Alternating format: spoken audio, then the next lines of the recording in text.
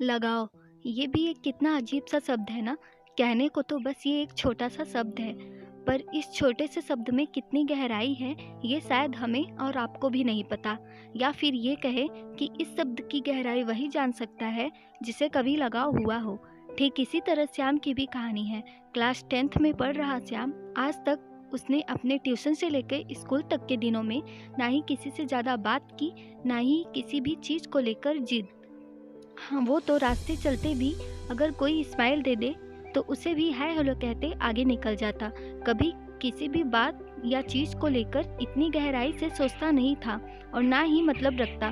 पर हैरानी तो तब हुई जब एक शाम वह ट्यूशन से लौटकर अपने घर आया और अपने कमरे में गया। अपने कमरे में जाकर जब वह अपना पुराना स्कूल बैग बड़ी ही बेचैनी से ढूंढने लगा, उसे अपना वो बैग नहीं मिल रहा था। बैग के ढूंढने के साथ ही उसके सब्र का बार जैसे टूटता जा रहा था। ऐसा लग रहा था कि जैसे उसके ज़िंदगी का कोई अहम हिस्सा गायब हो गया हो और वो उसे ही ढूंढ रहा हो। बैग ढूंढने के साथ उसे अपने पास ही वाली टेबल पर एक नया बैग रखा मिला जिसमें उसकी सारी किताबें और सामान रखी हुई थी। उसने बड़े ही तेज़ी से वह बैग उठाया और अपने कमरे से ही माँ को आवाज़ लगाकर पूछा कि माँ, मेरा पुराना बैग कहाँ है और ये मेरा सामान इस बैग में किसने रखा। फिर माँ ने बताया कि बेटा, वो बैग मैंने कबाड़ में रख दिया। कितना जूना और फट गया था, तुमने बताया भी नहीं था। मैंने देखा तो नया बैग ले आई।